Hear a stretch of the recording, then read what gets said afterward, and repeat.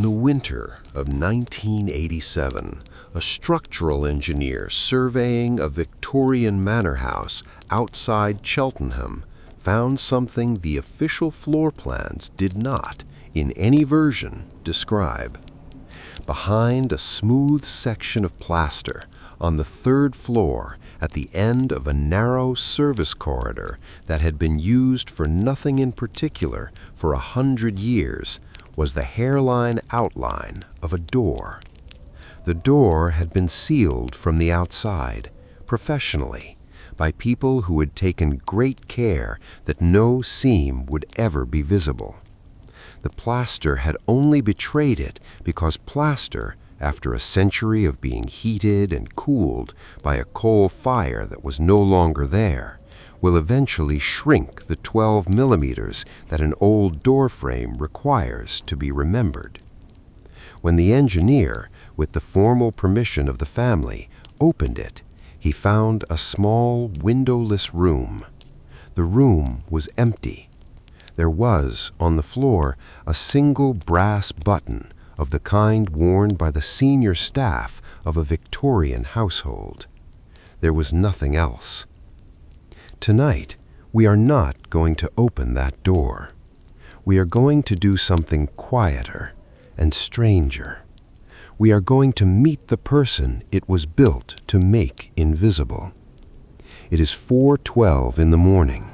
You are crouched on a stone floor in front of a 6-foot cast-iron range in the basement kitchen of a house on Bryanston Square, in the parish of Marylebone, in the city of London, on the second Tuesday of November in 1881. The range is cold. Your hands are already black. The kitchen clock above the dresser is the only sound in the whole basement. Above you, on 4 floors, 12 people are asleep. None of them know you are awake. Your name is Sarah. You are 13 years old. You are a scullery maid, 3 months in, and in the small, careful arithmetic of this house, you were not, at this hour, supposed to be there. But the house, by very long agreement with itself, did not, at this hour, see you either. Hey everyone. Tonight, we're diving into one of the quietest, most carefully forgotten lives in the whole 19th century. Before we go any further, if you're enjoying this, a quick like helps a lot. And if you actually like what I do here, consider subscribing. No pressure, but it does mean the algorithm stops yelling at me. Drop a comment too. Where are you watching from, and what time is it there? I love seeing who's up late with me around the world. What you're about to spend the next 2 hours of your evening with is the slow, careful, whispered story of one Tuesday and one Sunday in the working life of a 13-year-old girl named Sarah in a 5-story townhouse in Marylebone in the autumn of 1881. We will walk her back stair, which had been built very deliberately not to creak. We will count the bells on her bellboard. We will sit briefly in the chair at the foot of the long oak table in the servants' hall, the chair that did not match the others. And in the long, quiet hours after the house goes to bed, we will climb 6 floors to her attic and find, under a pillow, a folded letter that has not been opened in 3 months. Now, dim the lights. Maybe open a window or turn on a fan for that soft background noise, and let's ease into tonight's story together. By the late 1870s, the Victorian townhouse, the 4- and 5-story terraced house that in 1881 lined almost every garden square in central London, had become the most carefully engineered piece of social architecture the British Empire had ever produced. From the pavement of Bryanston Square on a wet Tuesday morning in November of 1881, the front of number 45 Bryanston Square looked unremarkable. White stucco on the ground floor, yellow London brick above, 6 tall sash windows on the first floor, drawing room windows, their lower halves screened by lace, their upper halves curtained in heavy plum velvet. A black iron railing along the area, a broad flight of stone steps to a black front door with a polished brass knocker in the shape of a lion's head.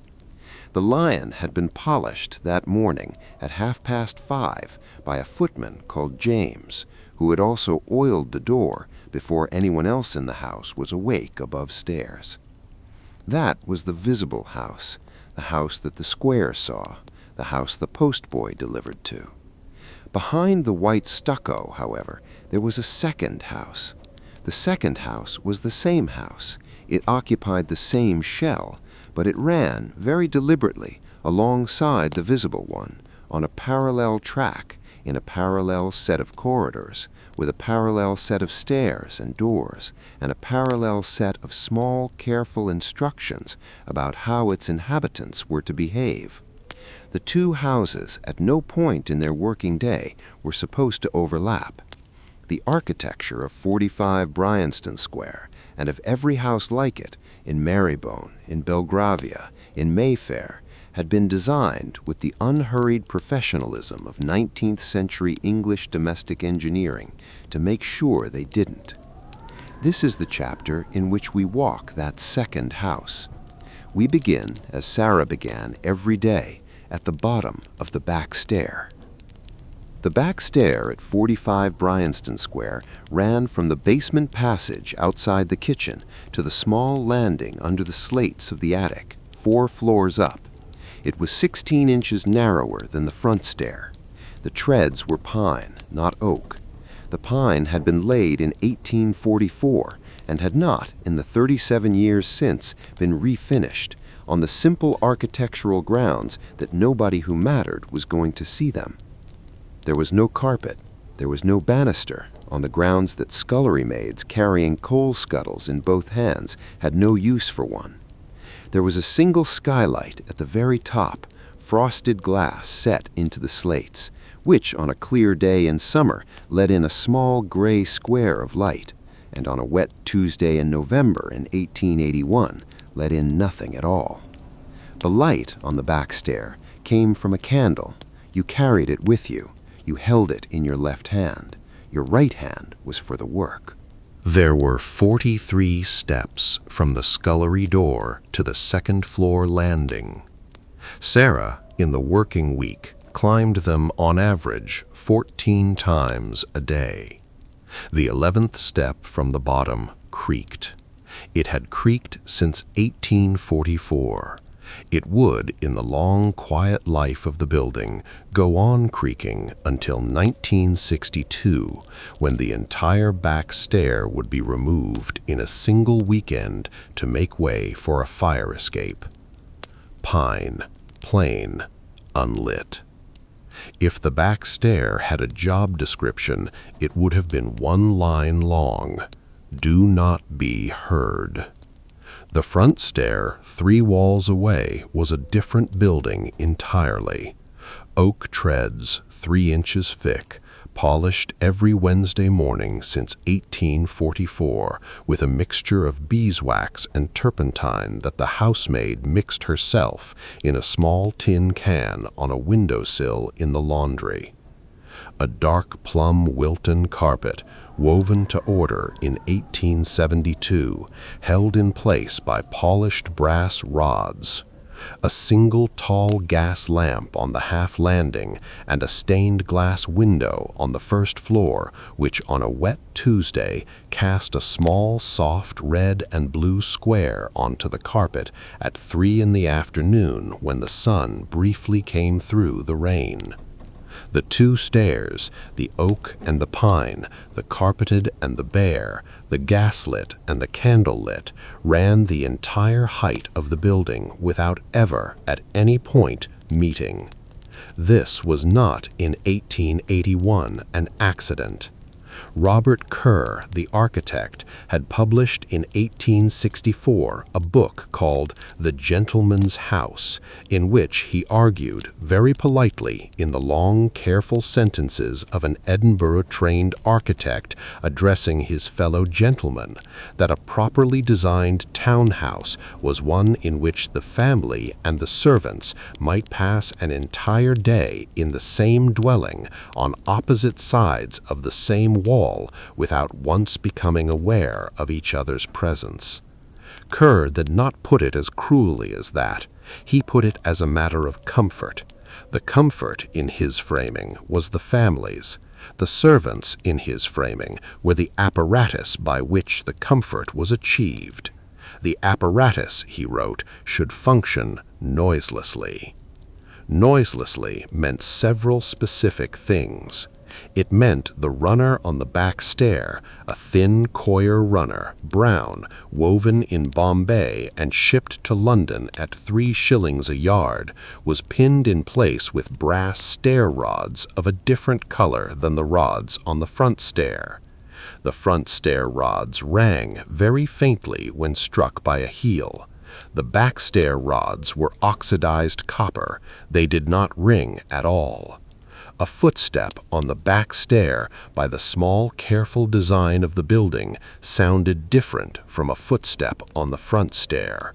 The family sitting in the drawing room did not have to look up to know who was approaching. The architecture had told them. It meant the doors between the two houses, the doors through which trays passed, and laundry and coal and hot water were not technically doors at all. They were service hatches, paneled into the walls of every landing, sized so that a tray could be passed through them with both hands, but a person could not. They opened onto the corridors of the parallel house. A scullery maid in 1881 could spend 4 years in service in a townhouse and never once walk through one. They were not doors, they were transactions. It meant, finally, that the entrances to the building itself were 2. The front door, on the broad flight of stone steps, used perhaps 8 times in an average week, and the area door, 4 feet below pavement level, at the foot of a small flight of iron steps, used perhaps 200.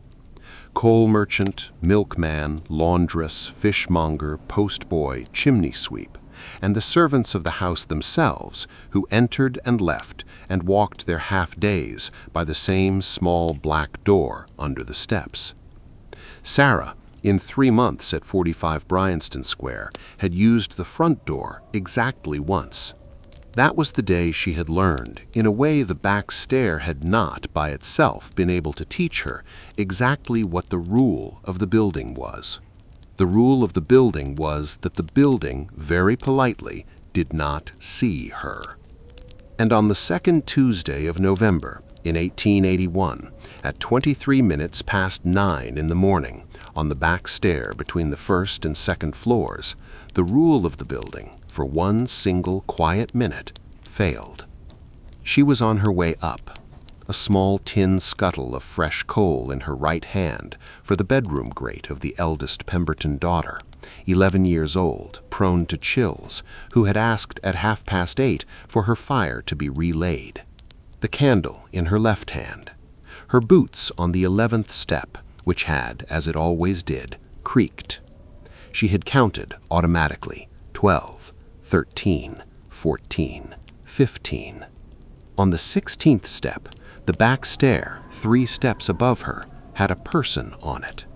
The eldest Pemberton daughter, 11 years old, in a white nightgown, her dark hair in a single thick plait down her back, a small green-bound book in her left hand, had come down the back stair on a small private errand of her own. She had reached the 16th step from the bottom. She had stopped. Sarah had stopped. The candle in Sarah's left hand did the small, honest thing a candle does in such a moment. It did not go out. It simply, very briefly, leaned. The two of them looked at each other for what was, in the actual measured time of the moment, perhaps 2.5 seconds, and which was, in the felt time of both of them, considerably longer. The eldest Pemberton daughter, who had been raised by careful and consistent instruction to understand that she was not to acknowledge the existence of the staff except when directly addressing them, did not exactly break the rule. She did not speak, she did not nod, she did not, in any visible muscle of her face, indicate that she had seen Sarah at all. But for 2.5 seconds, on the 16th step of the back stair of 45 Bryanston Square, in a wet Tuesday morning in November in 1881, the eldest Pemberton daughter looked at the scullery maid the way an 11-year-old girl looks at another girl 2 years younger than herself, who is carrying a coal scuttle up a back stair in a candlelit dark to lay a fire that the 11-year-old had, an hour earlier, asked for. Then she turned. She went back up. She closed the door at the top of the stair behind her. The small green-bound book in her left hand went with her. Sarah stood on the 16th step for perhaps a further 5 seconds. Then she pressed herself, very flat, very automatic, against the wall, although there was by then no longer anyone for her to flatten against the wall for. The wallpaper on the back stair was a thin, pale green stripe. It smelled very faintly of damp plaster and the candle smoke of 9,000 previous mornings. She climbed the remaining 27 steps. She laid the fire in the eldest Pemberton daughter's bedroom, empty by then. The daughter had gone, by the front stair, down to the morning room where her mother was waiting. She lit the fire with a single match. She watched it catch. She closed the grate. She went back by the back stair down to the kitchen. The 11th step, on the way down, creaked. An hour later, Sarah passed Mrs. Henson, the housekeeper, on the same back stair. Mrs. Henson was on her way up, with a folded sheet of household accounts in her right hand. She did not, as the rule of the building required, speak. She did not stop. But as she passed Sarah on the half landing, she glanced at her, for perhaps half a second, in a way that meant very clearly, in the small private code that housekeepers and scullery maids had been developing in this country for the better part of 70 years, "I know. Don't speak of it. Carry on." Sarah carried on. She would not, in the 4 years that remained of her time at 45 Bryanston Square, ever mention what had happened on the 16th step. The eldest Pemberton daughter, who would, in 1893, marry a barrister and move to a house of her own in Kensington, and who would die in 1947 in her own bed surrounded by her own grandchildren, would not, in any letter, diary, or recorded conversation of her long life, mention it either. But the architecture had, for 2.5 seconds on a wet Tuesday morning in November in 1881, very quietly failed, and both of them, the 11-year-old in the white nightgown and the 13-year-old with the candle and the coal scuttle, had, in the small, honest way of 2 girls on a back stair, briefly, accidentally, and without ever speaking of it again, seen each other. That, for Sarah, was the day she understood the building. She did not understand it as a kindness. She understood it as a rule. The rule was not that she did not exist. The rule was that the building had, very long ago, decided that her existence was not, except in carefully prescribed circumstances, the building's concern. And for the next 4 years of her working life at 45 Bryanston Square, Sarah would, with the small, steady professional discipline of a girl who had, at 13, learned a very particular thing about the world, oblige. The kitchen at 4 in the morning in a Marylebone townhouse in November of 1881 is a particular kind of cold. It is the cold of a room that has been allowed for 5.5 hours to forget that it was ever warm. It has settled into the stone of the floor. It has crept into the iron of the range. It has gathered very patiently in the 4 cast iron legs of the long deal table and in the copper bottoms of the saucepans hanging from their hooks above it, and in the row of pewter pint pots on the second shelf of the dresser. It is, on the contrary, the most settled thing in the whole basement. You are kneeling on it. The flagstones of the kitchen floor are York stone. They have been worn smooth in 2 long, shallow grooves by 37 years of footsteps between the dresser and the range. They are, at this hour, the temperature of a slate roof in February. Your knees, through the thin gray fabric of your work dress and the thinner cotton of the apron over it, have stopped registering the distinction between cold stone and the bone they are pressing it into. Your fingers, which have already done 2 trips to the coal cellar in the dark, have stopped registering in any useful detail what they are touching. They know the shapes. They know the weight of the small iron rake. They know the difference between a lump of coal and a lump of clinker. They are, as fingers, doing their job. But the small, careful conversation that your fingers normally have with the world has, at 4:14 in the morning, gone briefly silent on the simple grounds that there is nothing the conversation could usefully say. The range in front of you is 6 feet wide. It is an eagle, manufactured by Smith and Wellstud in the model year of 1873. By 1881, the standard kitchen range of any London townhouse with pretensions. It had a central firebox, 2 ovens, a hot water boiler at the side, a hot plate above the firebox of polished cast iron, and on the front a small brass plate engraved with the maker's name and year.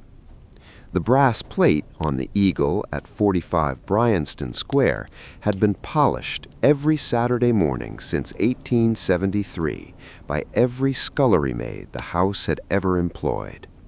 It was, by November of 1881, slightly thinner than it had been when it left Bonnybridge. If the Eagle Range had a Yelp page, the reviews would have been written by the people who had to clean it, and the reviews would have been short. The firebox at this hour is cold. It has been cold since just after 11 the previous night, when the cook, Mrs. Doyle, 51, of Limerick by birth and of Marylebone by 23 years of working life, banked the last embers, latched the firebox door, hung up her apron on the peg by the dresser, and went, in the slow, even way of a woman who has finished a long day on her feet, up the back stair to bed. There is in the firebox now the cold, gray aftermath of the previous day's fire. There is on the inside walls the careful black accumulation of 3 weeks of soot. There is on the bars of the grate the pale, crusted residue of a Tuesday's dinner cooked 12 hours earlier, and the small, dry ghost of the kettle that Mrs. Doyle had at 9:30 the previous evening briefly put on for her own last cup of tea. Your job between 4 o'clock and 5:30 this morning is to remove all of it and to replace it with a new fire, lit, drawing, and capable of supporting the weight of an iron kettle full of cold water by the time the cook comes down at 5:45. You begin with the rake. The rake is a small iron tool, 8 inches long, with a handle of turned ash that the housekeeper had, on Sarah's first day, told her never to leave inside the firebox overnight, on the grounds that the handle would, in the heat of the morning's fire, char in a way that would, by the end of the week, make the rake unusable. Sarah, who in 3 months had not made that mistake, lifts it now from the small iron hook on the right-hand side of the range where it lives. She rakes the cold ash forward in 3 long, even strokes into the ashpan beneath the grate. The ashpan is a flat iron tray. It slides out on rails from beneath the firebox. It weighs, when full, perhaps 14 pounds. Sarah lifts it out, carries it the 11 steps to the small iron grating outside the area door, where the ash from every grate in the house would, on a Friday morning, be collected by a man with a horse and cart. She empties the ashpan. She brings it back. She slides it home. Then she begins, very carefully, to lay the new fire. Newspaper, kindling, small coals, then larger ones. Always in that order. The newspaper at 45 Bryanston Square was the Times of the previous Saturday, which the butler, having read it on Sunday morning, would by Monday afternoon have passed down to the housekeeper, who by Monday evening would have passed it down to Mrs. Doyle, who by Tuesday morning would have laid it in a small folded stack on the corner of the dresser nearest the range for Sarah's use. The kindling was a small bundle of pine slivers split the previous afternoon by the boy who came on Mondays from the timber yard on Lisson Grove. The coals were Welsh anthracite, stored in the cellar in 3 separate bins by size.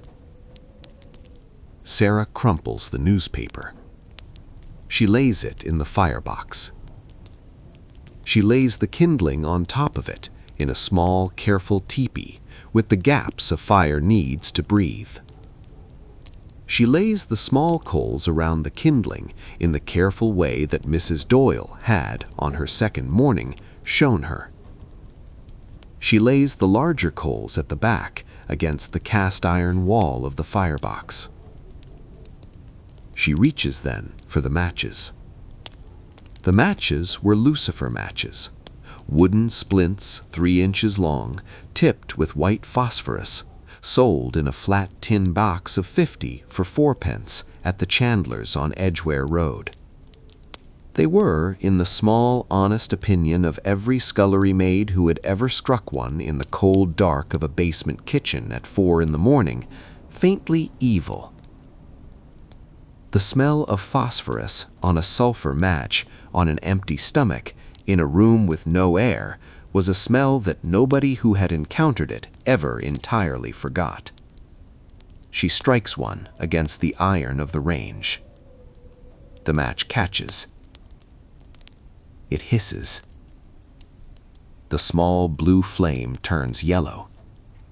The smell of phosphorus rises very briefly in the cold dark, and then, as the kindling takes, the smell goes, replaced in the slow, careful way of a coal fire being born by the cleaner smell of pine sap warming, and then by the older, drier smell of newspaper burning. And then, as the small coals begin to glow, by the smell that was, for Sarah, the actual smell of the working day. The smell of a coal fire in an iron firebox in a basement kitchen in November. She watches the fire catch. She watches the kindling collapse. She watches the small coals, one by one, take the color of the embers, first a dull red at the edges, then a brighter red across the surface, then the deep settled orange of a coal that has, finally, agreed to burn. The range, which had spent the night quietly cooling, took the first match the way a tired animal takes a kindness, without comment, but not without notice. Sarah closes the firebox door. She slides the small iron damper to the open position. She wipes her hands, briefly and uselessly, on the front of her apron. The apron, which had been clean on Saturday, is, by Tuesday morning at 4:30, the color of the cellar. She sits back on her heels. She looks for perhaps 4 seconds at the firebox. The firebox does not look back. The firebox is a firebox. but the small, soft red glow at the bottom of it at 4:31 in the morning is the first warm thing in the basement. It is the first warm thing, in fact, in the whole back of the house. It will be, for the next 18 hours, the center of the building, the small, steady source from which the cook's bread, the master's chops, the mistress's afternoon tea, the children's nursery porridge, the upper servant's lunch, the whole household's evening dinner, and, at the end of the long day, Mrs. Doyle's own last cup of tea will all, in their turn, be brought into being. It will go cold again at 11 that night, and at 4 the next morning, in the small, steady professional way of a girl who had, by week 3, stopped expecting any other kind of morning, Sarah will light it again. She stands. Her knees, which have been on stone for nearly 20 minutes, do the small, honest thing knees do at 13. They take a moment. She walks the 3 steps to the dresser. She lifts down the kettle. The kettle is iron. It weighs empty, perhaps 4 pounds, and full, perhaps 18. She fills it from the cold tap in the scullery, carries it back to the kitchen, and sets it on the hot plate above the firebox. The kettle, on the cold cast iron, makes the small, quiet ticking sound an iron kettle makes when it begins, very slowly, to acknowledge the heat beneath it. The kitchen wall clock above the dresser says 4:50. The fire is drawing. The kettle is on. The kitchen, in the small, careful inches by which a Victorian basement warms, is beginning to remember that it was ever warm. For the next 40 minutes, until Mrs. Doyle comes down at 5:45, Sarah is again the only person in the basement who is officially awake.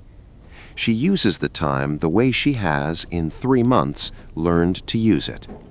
She blackleads the bars of the grate that face the kitchen, polishes the brass maker's plate, wipes the ash from the rim of the firebox door, fills the coal scuttle for the morning's first refeeding, and very briefly, in the 4 minutes between the kettle beginning to murmur and the kettle beginning to whistle, sits on the small wooden stool by the dresser with her hands held out toward the warmth of the open firebox, and lets the cold of the York stone leave her bones in the small, grateful order it had an hour earlier arrived in. At 5:30, the bellboard in the passage outside the kitchen door rings. It is a single brass ping. Cook's sitting room. Mrs. Doyle, on the 3rd floor, is awake. The day, in the small, careful arithmetic of the building, is no longer Sarah's alone.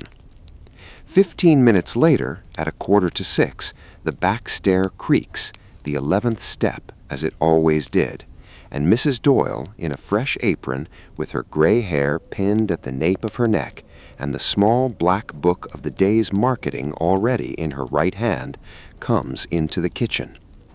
She does not at first speak. She walks to the range. She holds her hands briefly over the hot plate. She nods very slightly at the firebox, which is, by then, drawing cleanly, the kettle just beginning to whistle. Then she says, in the dry, even voice of a woman who has, in 23 years of Marylebone mornings, said the same thing on perhaps 7,000 of them, "Right, we'll start with the porridge." The day for Sarah has begun. The scullery at 45 Bryanston Square was a small tiled room of 8 feet by 12 off the kitchen on the north side of the basement, with a single high window onto the areaway that let in on a wet Tuesday morning in 1881 a small gray square of light approximately the color of the pavement outside. It had no fire. This was not, in 1881, an oversight. The scullery was the room in which water did its work, and water, in the careful architectural opinion of the Victorian household manuals, did not need to be warm. The water that did need to be warm was warmed elsewhere, in the copper boiler that stood in the corner of the scullery itself, a great riveted iron tub on 4 legs, with a small coal firebox underneath, which Sarah had also lit in the 30 minutes before the first bell, because the morning's washing up could not, by long agreement of the household, begin until the copper had reached the temperature at which lye soap would, when stirred, dissolve. The copper, at 5:55 in the morning, was beginning to murmur. The sink was slate. It was a single deep basin, 3 feet long, 18 inches wide, 16 inches deep, set into a wooden frame against the north wall of the scullery, beneath a high window. It had 2 brass taps, both cold. The hot water, the water you actually washed with, came from the copper, lifted out by hand in a small enameled jug, 3 pints at a time, and poured into the basin to make a pool of perhaps 1.5 inches of warm gray water, into which the morning's accumulation of crockery, cutlery, copper pans, and small private utensils of Mrs. Doyle's pre-breakfast preparation would, in a strict order Sarah had learned in her first week, be lowered. The right-hand tap dripped. It had dripped on the careful evidence of the household since 1879. The plumber, a man called Wilkinson of Marylebone Lane, had come twice in 2 years to look at it, and twice had, after a long inspection involving a great deal of scratched chin and folded arms, pronounced it not worth the cost of repair, on the grounds that the new ceramic washers Mr. Wilkinson would have to fit would, in his professional opinion, last perhaps 6 months in the small chemical conditions of a scullery sink, and that the household would, on balance, find the drip cheaper than the repair. Mrs. Henson, the housekeeper, had in 1879 accepted this argument. The drip had since then kept its small steady time, perhaps 1 drop every 4 seconds, into a small tin basin Sarah kept on the slate beneath the tap, which she emptied into the area drain twice a day. The cold tap, which had not been turned off properly since 1879, dripped at the steady, patient rate of a thing that had quietly given up on being fixed. Sarah, at 6 in the morning, stood in front of the sink.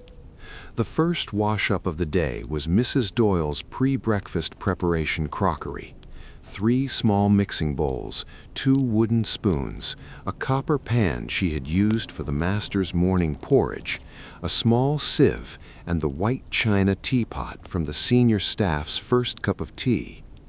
The senior staff, the butler, the housekeeper, and the lady's maid had, by long household custom, taken their first cup of tea in the housekeeper's sitting room at 5 minutes past 6 on a small lacquered tray that Mrs. Doyle had assembled in the 4 minutes between Sarah finishing the firebox and the bell-board ringing for the first time. The teapot had come back down on the same tray at 25 past 6 in the careful possession of Annie, the kitchen maid, who at that moment was on the back stair behind Sarah, on her way down to begin her own day. The kitchen maid at 45 Bryanston Square in November of 1881 was Annie Cobb, 16 years old, of a small village outside Ipswich by birth and of Marylebone by 14 months of working life. She was the rank above Sarah and the rank below the cook. Her job was to do everything the scullery maid could not yet be trusted with and everything the cook would not yet stoop to. She prepared the vegetables, rolled the pastry, watched the sauces, kept the kitchen floor clean, cut the bread for the servants' hall, and, in the small, careful structure by which a Victorian kitchen ran, did not, at any point in the working day, speak to Sarah unless it was to give her an instruction. She came into the scullery at 26 minutes past 6 with the lacquered tray in both hands. She set the tray down on the wooden draining board to the right of the sink. She lifted off the white china teapot and placed it, lid removed, into the warm water of the basin. She lifted off the 3 small cups and 3 small saucers and placed them in a careful, even row alongside the teapot. She lifted the small silver milk jug and the small silver sugar basin and set them separately on the slate to the left of the sink, where the silver, which was the butler's responsibility, not Sarah's, would, in due course, be collected by him. Then, in a voice that was not unkind, but was very precisely not friendly either, she said, "Mind the gilt on the second saucer, it's lifting." And then she went back into the kitchen. Sarah, in her first 3 months at 45 Bryanston Square, had worked out that this was, in the small private vocabulary of a kitchen maid addressing a scullery maid, the closest thing to a kindness the rank allowed. The instruction itself was professional, but the naming of the second saucer, the small specific care that meant Annie had, at some point in the previous week, noticed the saucer herself, was the one decimal place of warmth that the working hours of the basement, in November of 1881, were prepared to extend. Sarah noted the second saucer. She did not, by any visible response, indicate that she had noted it. Annie did not, by any visible response, indicate that she had expected her to. The kitchen maid, on the far side of the doorway, began to chop onions. Sarah began to wash. Lye for grease, soda for stain, sand for the iron pots that even soda gave up on. That was the order. It had been the order in this scullery since 1844. It would remain the order until the household acquired its first bottle of commercial detergent in 1923, at which point the order would change very slightly, but the principle, the dirtier the object, the harsher the agent, would persist into a century neither Sarah nor Annie would, at 6 o'clock on a Tuesday morning in November of 1881, have any particular reason to think about. The lye soap was a hard yellow bar, 6 inches long, manufactured in a factory in Wapping by a man called Pears, though it bore none of the polished refinement that the same name would, by 1900, attach itself in the world of bathrooms and dressing tables. The lye soap of a scullery in 1881 was the older, cruder, more honest cousin of the sweet-smelling soap of an upstairs basin. It was made of caustic potash and tallow. It cut grease the way a plow cuts soil. It also, in the small private experience of every scullery maid who had ever handled it for an hour without a break, removed approximately 1 layer of skin from the back of the hand for every 2 days of use. Sarah's hands, by week 3, had stopped registering the lye in any useful way. The skin on the backs of her knuckles was the color of a thing that had once been pink and was now very slowly becoming the color of the soap itself. The skin on the pads of her fingers had the small, dry roughness of fine sandpaper. The skin in the soft, thin web between her thumb and her first finger had cracked on Saturday in 2 short, clean lines that had not yet healed and would not, by Sarah's own quiet calculation, heal until the following Sunday at the earliest, on the grounds that water, lye, soda, and the small repeated motions of a scullery sink were not, between Monday morning and Sunday lunch, going to allow them to. She began with the teapot. The teapot was china. China was the easy part.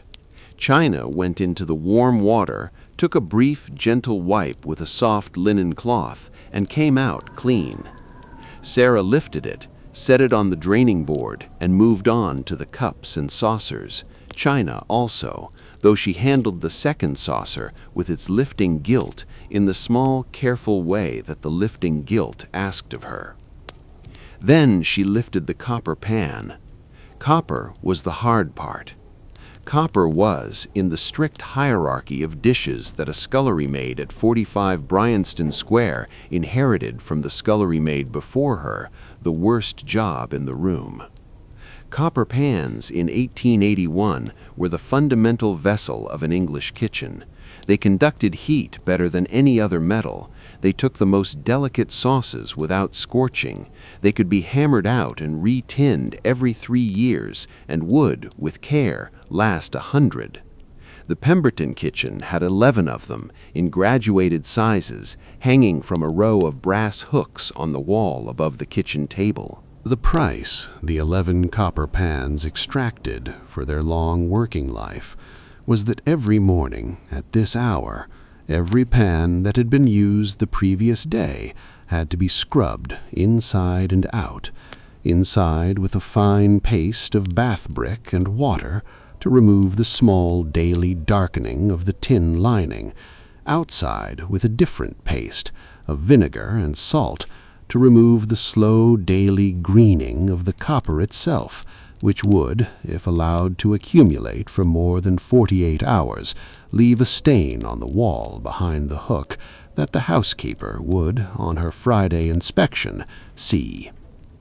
Sarah lifted the morning's pan. She set it in the warm water. She reached with her right hand for the small block of bath brick on the slate to her left and the small flat scouring cloth beside it, and began. The work, at 6 in the morning in a tiled room with no fire, with the right-hand tap dripping at 4-second intervals into a tin basin, with the kettle in the kitchen next door beginning to boil for the second time that morning, with the smell of lye and soda and the cold, sour, sweet steam of the scullery rising off the basin in front of her, with her hands, in week 3, still not entirely her own. The work was, in the strict, honest word of it, the working day of a 13-year-old girl from Norfolk in November of 1881 being done. The bellboard in the passage outside rang. It was not a single brass ping. It was a different bell, a slightly deeper note, 2 doors over on the board. Master's dressing room, 7 o'clock exactly. Mr. Pemberton, on the 2nd floor, was awake. The day at 45 Bryanston Square had moved in the small, careful arithmetic of the building into its 2nd hour. The family was beginning to want things, and the first of the things they wanted, hot water for the master's shaving basin in a small copper jug carried up the back stair by James the footman in 8 minutes no more, was already in the iron tub copper in the corner of the scullery, beginning, very quietly, to be ready. Annie, in the kitchen, set down her knife.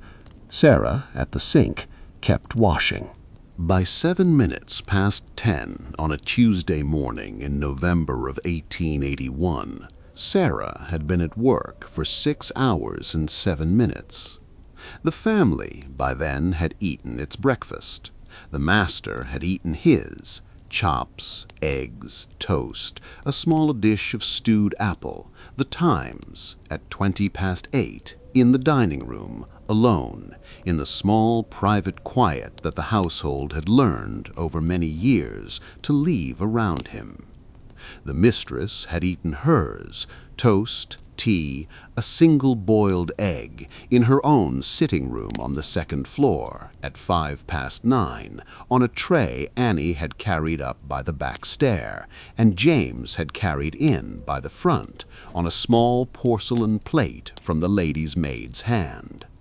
The children had eaten theirs in the day nursery on the 1st floor at 8:30, supervised by the nurse, who had carried the empty porridge bowls back down the back stair by herself. The senior staff had eaten theirs in the housekeeper's sitting room at 9. The understaff, Annie, James, the 2 housemaids, the nurse, and Sarah, would eat theirs, standing, in the kitchen at 10:30, in the 8 minutes between the senior staff finishing and the kitchen needing to begin its preparation for the family's lunch.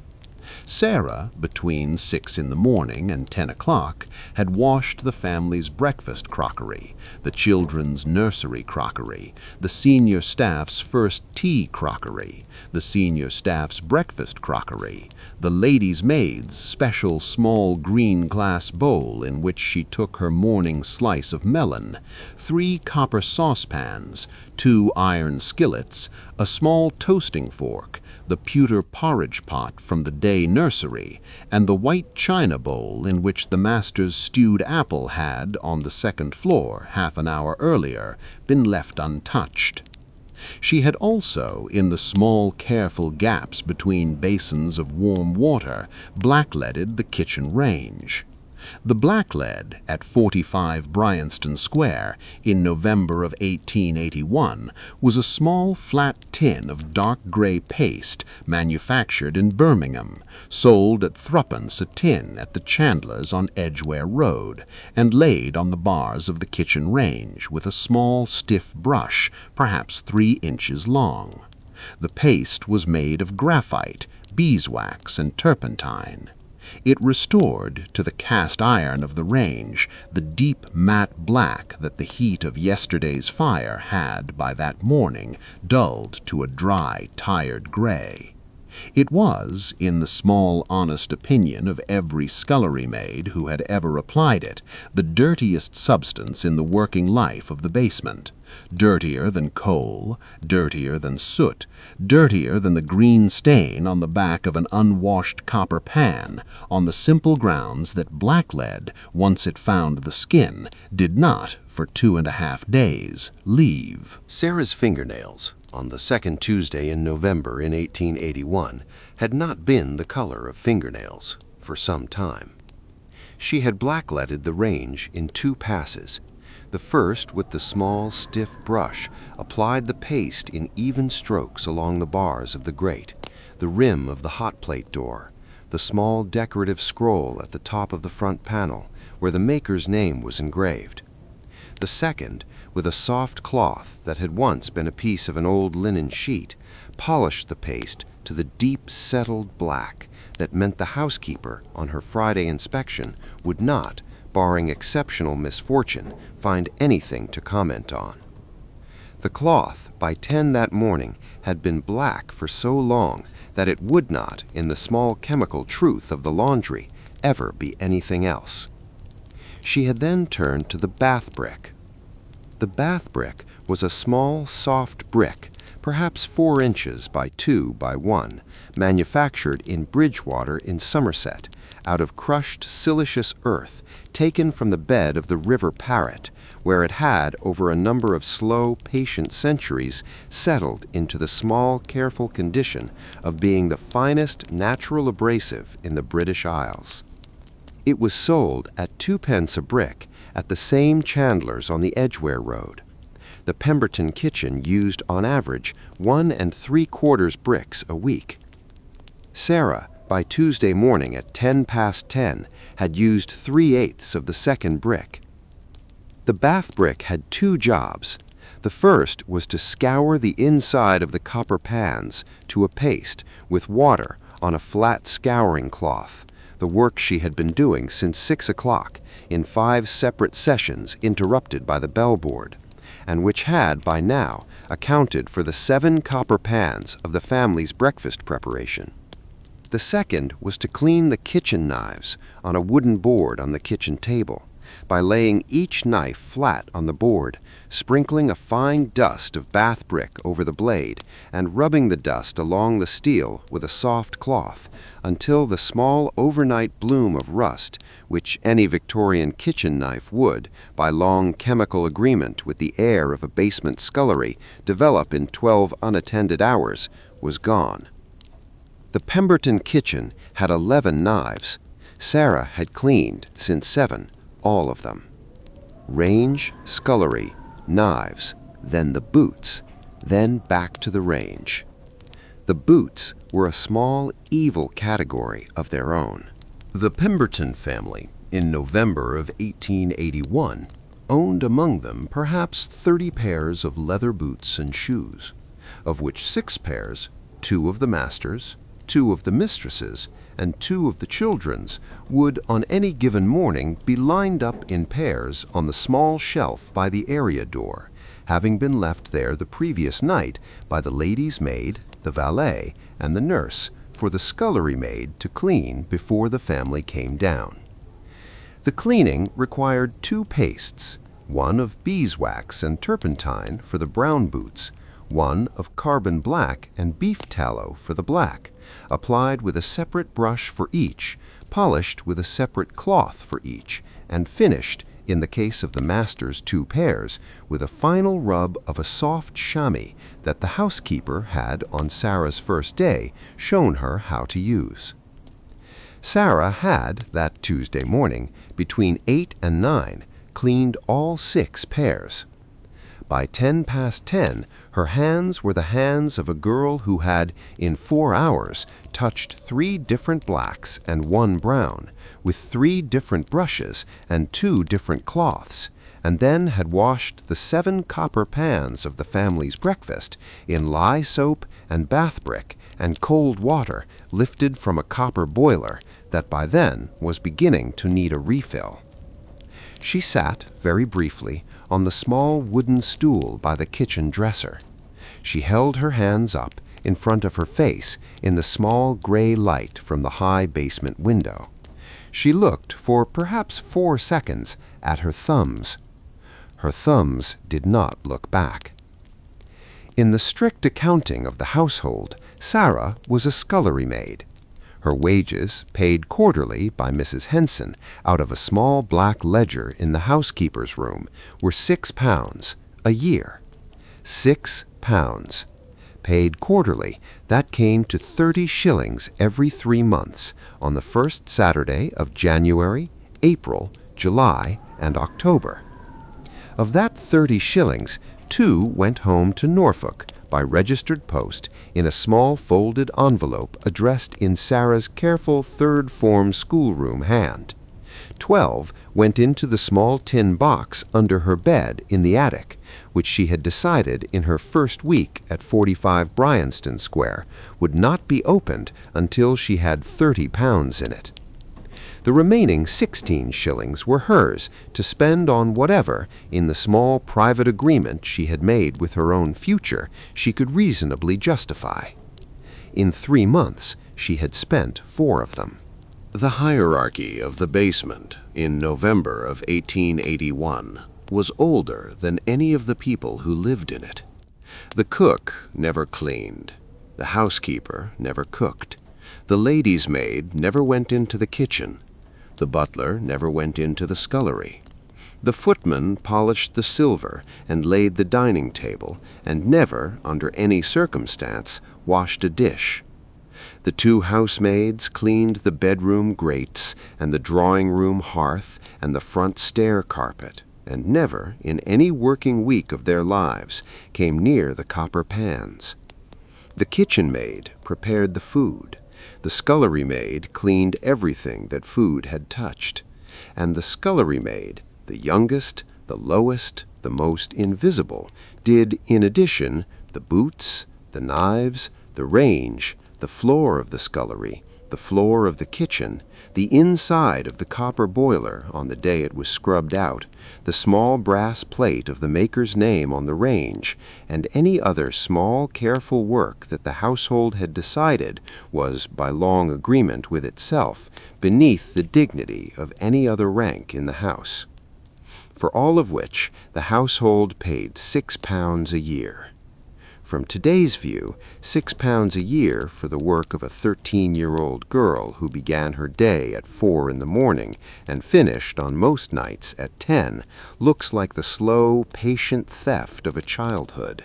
It looks like a number a society arrived at by deciding, very long ago, that the value of a Norfolk girl's labor was not, in any honest sense, a thing the society was prepared to measure.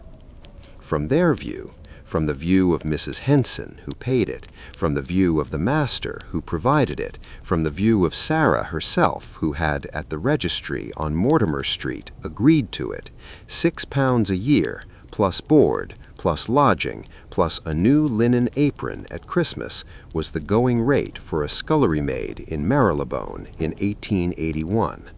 It was, in fact, 6 pence a year more than the going rate had been the previous year. Mrs. Henson, on the first Saturday of October, had paid Sarah her 30 shillings, and had also handed her a small folded square of paper on which was written in the housekeeper's careful copperplate hand the words "quarterly." £6 per annum, raised this quarter from £5 18. And that, on a Tuesday morning in 1881, was what was so chilling. At 10:20, Mrs. Henson came into the scullery. She did not, as the rule of the house required, speak. She walked to the small slate shelf by the sink, where Sarah, 2 hours earlier, had set down the empty enamel jug after the morning's third refill of the basin. She set on the slate, beside the jug, a small unmarked tin, perhaps 2 inches across. The tin was beeswax, pure beeswax, with a thin yellow softness to it that any housekeeper would, in the small private trade between herself and the laundry, have been able to acquire from the housemaid in charge of the front stair polish. It was the same wax that had been polishing the front stair treads since 1844. It was, in the small private experience of any housemaid who had ever used it, the gentlest substance in the working life of the building, gentler than soap, gentler than soda, gentler than the small, careful linen lining of the housekeeper's own apron pocket, in which the tin had, that morning, traveled down the back stair. Mrs. Henson did not look at Sarah. She did not say what the tin was for. She said only, in a voice so dry it could have been the voice of the household accounts, "Twice a day. The cracks will close by Sunday." Then she went, by the back stair, back up. Sarah, at the sink, did not say anything. She did not, in any visible muscle of her face, indicate that she had noticed the tin. The tin sat on the slate. The cold tap dripped. The bellboard in the passage outside was, for the first time in 20 minutes, silent. Sarah lifted the tin. She slid it into the pocket of her apron. She went back to the copper pan. The bellboard at 45 Bryanston Square hung on the back wall of the kitchen passage between the pantry door and the door of the scullery, 4 feet 6 inches above the flagstones, fixed to the wall with 8 long screws driven into the brick behind the plaster. It was a board of polished mahogany, 3 feet wide, 2 feet 6 inches tall, with 28 small brass bells set into its lower edge in a single careful row. Above each bell, in a small printed paper rectangle held behind a square of glass, was the name of the room from which that bell, when pulled, would ring. The labels had been written in 1844 in the careful copperplate hand of the original housekeeper, in ink that had, by November of 1881, faded from a sharp black to a soft brown that the present housekeeper, Mrs. Henson, had on 3 separate occasions discussed re-inking, and on 3 separate occasions decided against, on the grounds that the labels, in their faded state, were still entirely legible to anyone who actually needed to read them. The bells were copper-plated brass. They had been cast in Birmingham. Each bell was the size of a small pear, hung from a thin coiled spring of tempered steel that connected, through a small hole in the wall behind the board, to a long taut wire that ran, by the careful private roots of the building, through the cavity walls of the basement, up through the floor of the first floor, behind the wainscoting of the entrance hall, up through the floor of the second floor, behind the wallpaper of the second-floor corridor, and finally into the small porcelain rosette in the wall of the room from which it was wrung. At the room end, the wire emerged through a small hole in the ceiling above the door, dropped 6 feet down the wall, and terminated in a tasseled cord of plaited silk, which the family member in question had only to give a single firm pull to set the whole long mechanism into motion. When pulled, the wire transmitted the small sharp tension of the silk cord through 47 feet of building to the coiled steel spring at the kitchen end. The spring oscillated. The brass bell hung from the spring rang. The ring lasted on average between 8 and 12 seconds, long enough for a kitchen maid in the scullery to come out into the passage, look at the board, and read which room had called. The Pemberton family, on the second Tuesday in November 1881, between the hours of 1 in the morning and 11 at night, would pull the silk cords of 45 Bryanston Square 73 times. It was, in the small, careful arithmetic of the building, the way the house spoke. The house did not speak by walking down to the kitchen. The house did not speak by raising its voice. The house did not speak, in any meaningful sense of the word, by speaking at all.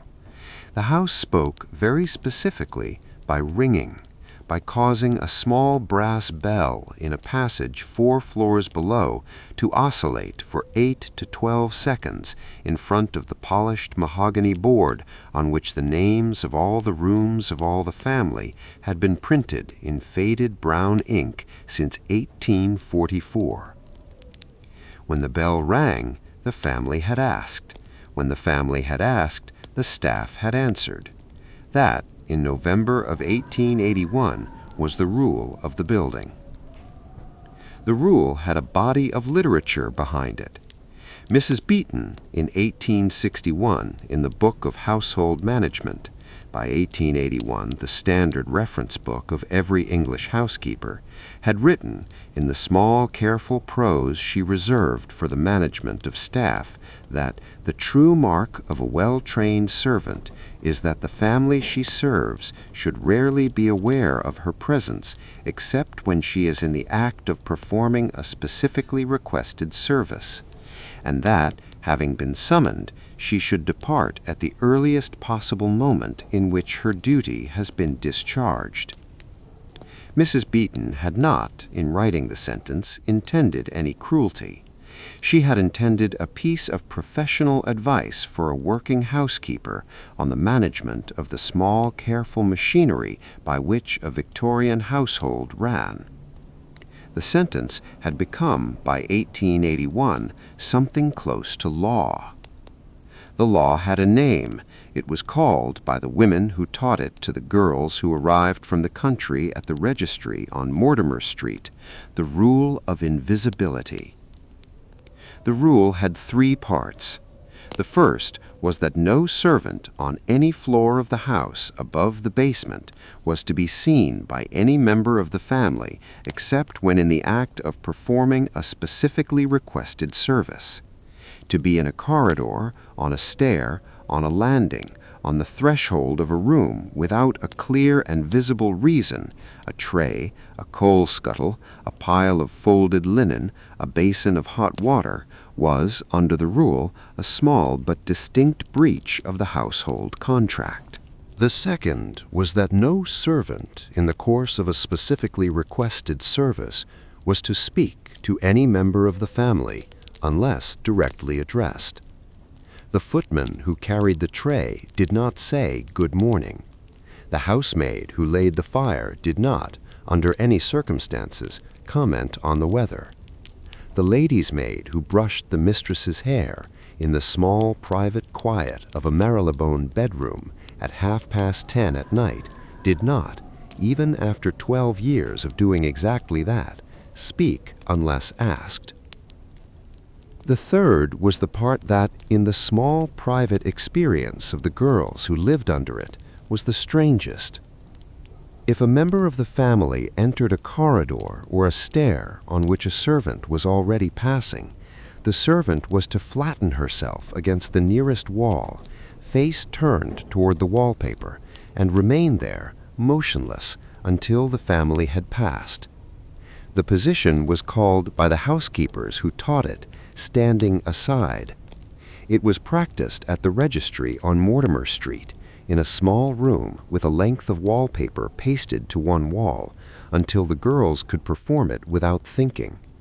It was performed in the working life of 45 Bryanston Square, on average 4 to 6 times a day. It was the third part of the rule that the architecture of the back stair and the service hatch and the area door and the parallel house behind the parallel wall had done with the unhurried professionalism of 19th century English domestic engineering to make almost non-necessary. Almost. At 28 minutes past 10 that morning, the bellboard rang twice. The first ring was day nursery, a single high ping, the 7th bell from the left. The eldest Pemberton daughter, 11 years old, in a white nightgown that she had, by then, exchanged for a small dark green day dress, with her hair in a single thick plait down her back, had pulled the cord in the day nursery 2 floors above. The second ring, 6 seconds later, was drawing room, a slightly deeper note, the 3rd bell from the left.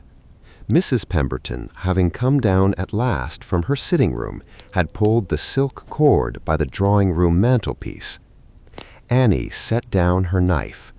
Sarah, in the scullery, lifted her hands out of the water. The footman, James, 23 years old, 6 feet tall, of a small village in Hampshire by birth, and of 45 Bryanston Square by 4 years of working life, in a black tailcoat, white waistcoat, white gloves, and a pair of pumps so quiet that the housemaids had, in his 2nd year, stopped knowing when he had entered a room, came out of the butler's pantry on the far side of the passage, looked at the board, and went by the back stair up. He answered both bells. He did so in the small, careful order the Pemberton family had, by long agreement, established as the order of priority. The mistress's drawing room first, the eldest daughter's nursery second. He took the back stair to the 2nd floor. He emerged onto the 2nd floor landing through a service door paneled in the wallpaper. He walked the 17 steps down the 2nd floor corridor to the drawing room door. He knocked once. He waited. He entered. He stood in the small, precise position that footmen were trained to stand in, 3 feet from the doorway, hands clasped behind his back, eyes on a point of the carpet 4 feet in front of him. He waited for Mrs. Pemberton's instruction. The instruction, in this case, was that Mrs. Pemberton wanted her morning post. James said, "Yes, ma'am." He left the room. He went back by the front stair this time, down to the entrance hall, where the morning's post was waiting on a small silver salver on the entrance hall table. He carried the salver up by the front stair again and presented it. He did not, at any point in the transaction, take more than the strict number of breaths the transaction required. While he was on the 2nd floor, Sarah was on the back stair. She was on her way up, on Mrs. Doyle's instruction, to the 2nd floor linen press to fetch a clean napkin for the morning's preparation of the master's mid-morning beef tea. She had reached the half landing between the 1st and 2nd floors. She had heard very clearly, through the service door, the sound of Mrs. Pemberton's voice in the corridor. Mrs. Pemberton, having received her post, had come out of the drawing room and was speaking, briefly, to the lady's maid about a small matter of a missing earring. Sarah did the small, automatic thing she had been trained to do. She stopped on the half landing. She turned. She pressed herself, very flat, very automatic, against the wall. Face turned toward the wallpaper, which, on the back stair, was the thin pale green stripe she had, at 23 minutes past 9 that morning, already pressed her cheek against once. The wallpaper, very faintly, smelled of damp plaster and the candle smoke of 9,000 previous mornings. Her hands hung, palms flat against the green stripes at her sides. Her boots stood, very still, on the 11th step from the top, which, if she shifted her weight by half an inch, would creak. She did not shift her weight. She was not, at this hour, supposed to be there. But the house, by very long agreement with itself, did not, at this hour, see her either. The voice on the second floor faded. A door closed. The corridor went quiet. James, on the front stair on the other side of the building, descended the 17 steps to the entrance hall, the silver salver back in his hands. Sarah, on the back stair, waited a further 10 seconds. Then she straightened. She climbed the remaining 6 steps. She went to the linen press. She took out a clean napkin. She came back down. The bellboard in the passage outside the kitchen was, for the next 11 minutes, silent. But to understand why a 13-year-old girl from Norfolk was, on a wet Tuesday morning in November of 1881, flattening herself against the wallpaper of a back stair in a Marylebone townhouse, we have to go back, very softly, to a Tuesday in August. The village was called Sheringwood. It was, in 1881, a small gray village of perhaps 340 souls on the eastern edge of Norfolk, 4 miles from the sea, on a single lane that ran between a flint church of the 15th century and a small stone bridge over a shallow chalk stream. Sarah's family had lived in Sheringwood since at least 1788 on the careful arithmetic of the parish register, and probably for considerably longer than that. Her father, William Marsh, kept a small holding of 7 acres on the rising ground north of the church, on which he grew in any given year some combination of barley, sugar beet, and potatoes, and ran perhaps a dozen sheep, 4 pigs, and a single gray horse named Tobias, who had, by the summer of 1881, been pulling the small wooden cart between Sheringwood and the market at Holt for 14 years. The small holding in 1881 was no longer enough. It had been enough on the careful arithmetic of the Marsh family until the autumn of 1879, when the price of barley had collapsed in a way that the small farmers of Norfolk had not, in living memory, seen before.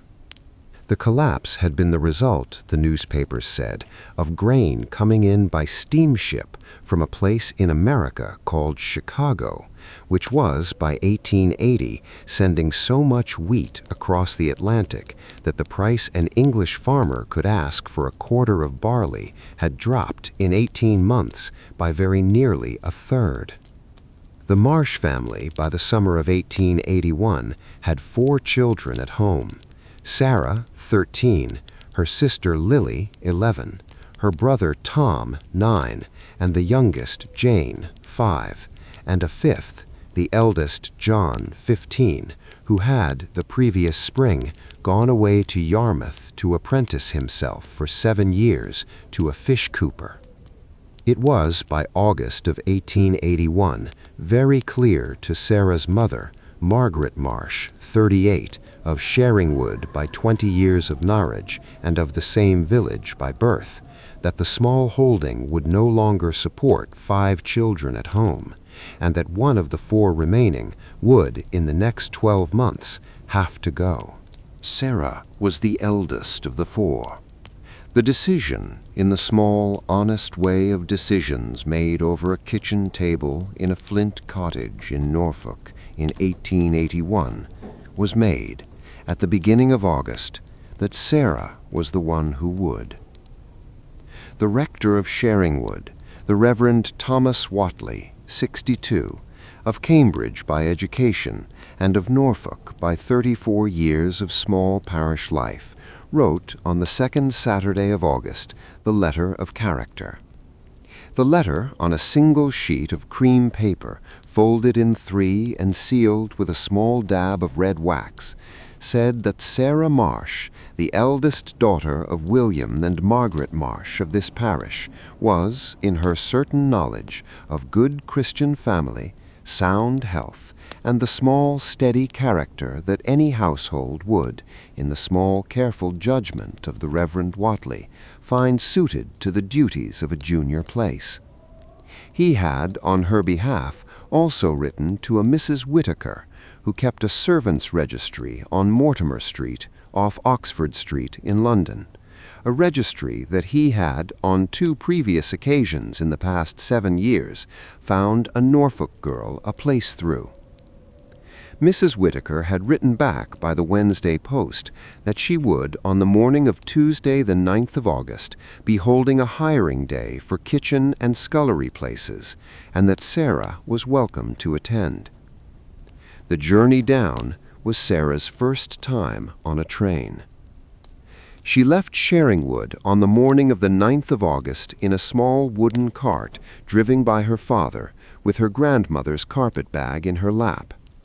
The bag contained 2 work dresses, an apron, a Sunday dress, 2 pairs of stockings, a small folded square of soap, a Bible, a brush and comb, a small tin of needles, and, folded into the bottom, beneath the Sunday dress, where her mother had placed it on the previous evening, a small folded letter sealed with a single dot of wax that her mother had told her, very specifically, to keep and to read only when she was settled. The letter, by the morning of the 9th of August, was already in the bag. Sarah had not at any point opened it. She did not, on the train down, open it either. She caught the 7:50 from Holt to Norwich. She caught the 9:12 from Norwich to Liverpool Street. The journey took, between the 2 trains and the small, careful change at Norwich, 4 hours and 10 minutes. She arrived at Liverpool Street at 1:22 in the afternoon of the 9th of August, 1881. The smell on the platform was of coal smoke, hot iron, horse dung, sweat, and the small, particular sour acidity of London in August. She walked with her grandmother's carpet bag in her right hand and the rector's letter in her left, the small, careful route the rector had on a torn sheet of paper written down for her: Liverpool Street, west along Bishopsgate, into Cheapside, along Holborn, through the small, careful turn into Holborn Viaduct, along Oxford Street, north into Mortimer Street. The walk took her, in the small, clean daylight of a Tuesday in August, perhaps 55 minutes. She arrived at Mrs. Whittaker's servants' registry at 23 Mortimer Street at 2:20. There were 11 other girls in the waiting room. They were, between them, between 12 and 18 years of age, all in their best dress, all with carpet bags or wooden boxes at their feet. 8 had come from country places: Yorkshire, Lancashire, Wiltshire, Devon. 2 from Scotland, 1 from Wales. 3 had come from London itself, from the long, careful poverty of streets in Whitechapel and Bethnal Green that the Norfolk girls sitting on the bench beside them had not, in any meaningful sense, ever heard of. The interviews behind a small green door at the far end of the room lasted on average about 6 minutes each. Mrs. Henson, 54, of Devon by birth and of Marylebone by the long professional lifetime of a working housekeeper, was that afternoon sitting at a small mahogany desk in the green-doored room with a leather-bound notebook in front of her and a small black pen in her right hand. She had, on the journey across London that morning, decided that she required a scullery maid of 13 or 14, of country background, of clean health, and of the small specific literacy required to read the labels on the bellboard at 45 Bryanston Square. She had, by 3:20, interviewed 7 girls. Sarah was the 8th. Mrs. Henson had 3 questions. She asked, first, "Are you clean?" Sarah said yes. She asked second, "Are you healthy?" Sarah said yes. She asked third, "Can you read?" Sarah said yes. Mrs. Henson, with the small black pen in her right hand, slid across the desk a small piece of paper on which she had, that morning, written the words cook's sitting room, drawing room, master's dressing room, day nursery, boudoir, library, servants' hall, housekeeper's room. She asked Sarah to read them aloud. Sarah read them aloud. Her voice, in the small green-doored room, was not loud, but it was, in the careful judgment of Mrs. Henson, who had been listening in such rooms to such voices for very nearly 30 years, accurate. The vowels were Norfolk. The consonants were clean. The reading was the reading of a girl who had, in the small parish school of Sheringwood, between the ages of 7 and 12, paid attention. Mrs. Henson laid down the pen. She said, in the dry, even voice that was, in the small private experience of every girl who had ever heard it, the same voice she would later use to say, "Right, we'll start with the porridge," on every morning of the working life of the basement. £6 a year, paid quarterly, half-day from 1 to 9 on Sundays. Sunday off, if it falls in the rota, twice a year. 1 full day a year, Boxing Day. Board, lodging, and a new linen apron at Christmas. You begin on the 14th of August. The cab from Liverpool Street to Bryanston Square will be paid by the household. You will, on arrival, present yourself at the area door. Sarah said yes. The cab, black, narrow, drawn by a single tired bay horse, came for her on the morning of Sunday the 14th of August to the small lodging house on Mortimer Street, where Mrs. Whittaker had arranged, for 2 shillings a night, that the Norfolk girls and the Yorkshire girls and the Wiltshire girls would, between hiring day and start day, sleep. The cab took her west along Oxford Street, north along Edgware Road, west into the small, careful grid of Bryanston, Montague, and Manchester squares, and stopped at 9:23 in the morning at the small black iron gate at the head of the area steps of 45 Bryanston Square. Mrs. Henson, in a fresh apron, was waiting at the kitchen door at the foot of the steps. She did not, in any large sense, welcome her. She said only, in the dry, even voice she would by the following Tuesday have used a further 14 times to instruct Sarah on the small, careful arithmetic of the building, "You'll find your apron on the 2nd peg. Mind the 3rd step. It creaks." That was, in 3 months of working life at 45 Bryanston Square, the entire welcome the house ever gave her. The folded letter in the bottom of her grandmother's carpet-bag, beneath the Sunday dress, came up the back stair with her on her first afternoon and went into the small space under her pillow in the attic. It was still there on the 2nd Tuesday of November in 1881. It had not, in 3 months, been opened. The servants' hall at 45 Bryanston Square was a long, narrow room, 18 feet by 12, on the basement level, behind the kitchen, with a single high window onto the areaway and a small coal fire in a black iron grate at the south end.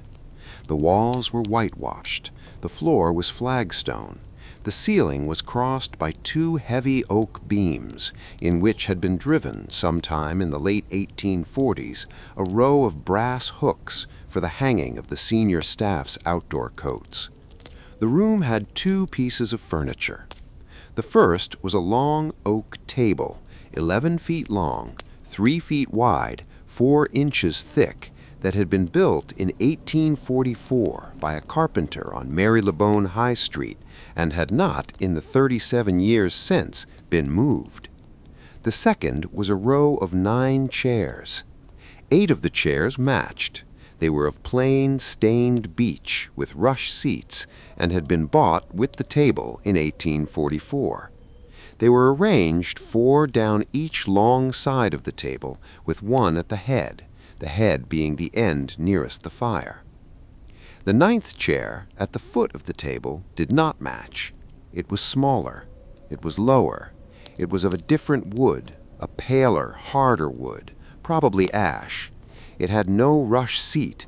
It had a thin square of stained pine for a seat, which a previous scullery maid had, at some point in the middle 1860s, padded with a folded square of sacking that had, by November of 1881, been the chair's only padding for 15 years. The chair had been added to the room, in the small, careful judgment of the household, in the autumn of 1851, when the table, which had originally seated 8, had needed for the first time in its working life to seat a 9th person. The 9th person, in 1851, had been the new scullery maid. The chair had been bought the same week, second-hand, from a small furniture dealer on Edgware Road for 1 shilling and 6 pence. It had been added to the foot of the table, on the small, careful understanding that it was not meant to match. Sarah, on the 2nd Tuesday of November in 1881, sat in it. The arrangement of the table, who sat where and in what order they were served, and in what order they spoke, was, in November of 1881, considerably older than the chair. At the head, by the fire, sat the butler, Mr. Robert Hollis, 58, of London by birth, of 45 Bryanston Square, by 26 years of working life.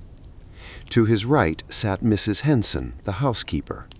To his left sat the lady's maid, Miss Pugh, 31, of Cardiff by birth, and of Marylebone by 9 years of intimate professional access to the mistress's hair, jewelry, and small private letters. Beyond Mrs. Henson, on the right side of the table, sat Mrs. Doyle, the cook, James, the footman, and the senior housemaid. Beyond Miss Pugh, on the left side, sat the junior housemaid, the nurse, and Annie, the kitchen maid. Sarah sat at the foot, alone, on the unmatched chair, 3 feet of empty oak between her and the rest of the rest. The order of service was the order of rank. Mrs. Doyle, who at the long table was a junior, but who in the kitchen had been the senior, had, by the small private arrangement of the basement, already sent up, on a wooden trencher, the staff lunch, which was that day mutton stew with potatoes, a small loaf of yesterday's bread, and a yellow piece of cheddar from a wheel that had been opened on Saturday. Annie carried the trencher in. Annie set it on the table in front of Mr. Hollis. Mr. Hollis served himself. Mr. Hollis passed the trencher to Mrs. Henson. Mrs. Henson served herself. Mrs. Henson passed it to Miss Pugh. Miss Pugh served herself, and so on, down the table, in the order in which they were ranked. By the time the trencher reached Sarah at the foot of the table, on the unmatched chair, 3 feet from the nearest of the rest, the trencher had been served, in the strict, careful order of the household, 8 times. What was left on the trencher was what was left. It was, on most days, enough. The senior staff did not, in any greedy sense, take more than their share. Mr. Hollis was a man of small appetite, and Mrs. Henson was a woman who, in 28 years of housekeeping, had learned to leave the bottom of the trencher with what the bottom of the trencher needed. But the small, careful arithmetic of the table that the scullery maid ate every day, the mutton stew that the other 8 had already very deliberately looked over, was, in the small private experience of every scullery maid the household had ever employed, the chair's truest message. The chair did not match. The mutton, by the time it reached the chair, had not been chosen. Sarah ate. She ate in silence. She did not, by long household rule, speak unless directly addressed. She was not, on the second Tuesday of November in 1881, directly addressed.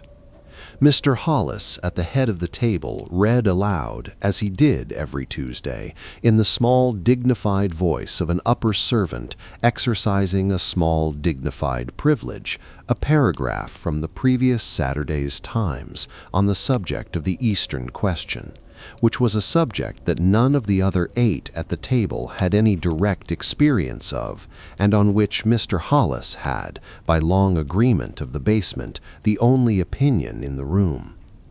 Mrs. Doyle ate her stew without comment. Miss Pugh ate hers without comment. Annie, on the left side, ate hers without comment. James, on the right side, ate his without comment. The 2 housemaids, the nurse and Mrs. Henson, ate theirs without comment. Sarah ate hers without comment. That, on most Tuesdays, was the lunch. But a small thing happened that Tuesday between the bread and the cheese.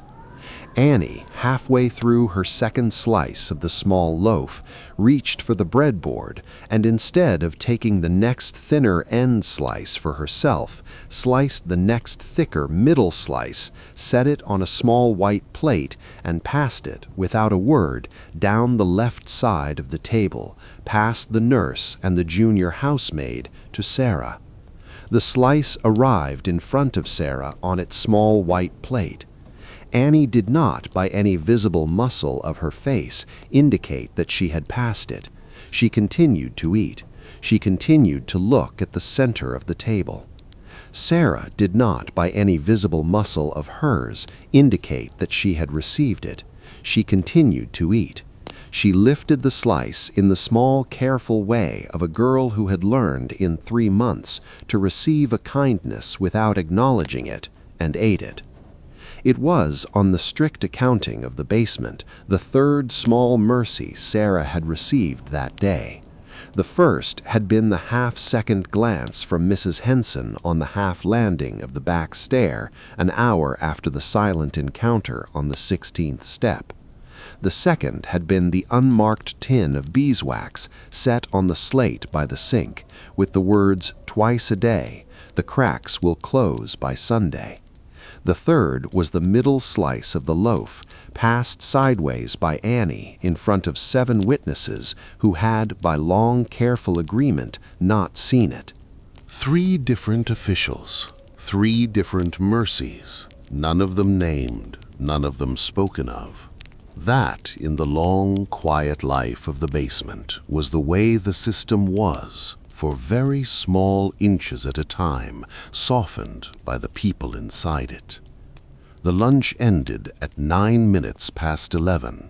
Mr. Hollis folded the Times. Mrs. Henson stood. Miss Pugh stood. Mrs. Doyle stood. The 2 housemaids, the nurse, James, and Annie stood. Sarah, at the foot, stood last. The trencher was carried out by Annie. The plates were stacked by Sarah into a small, careful pile. The chairs were pushed in.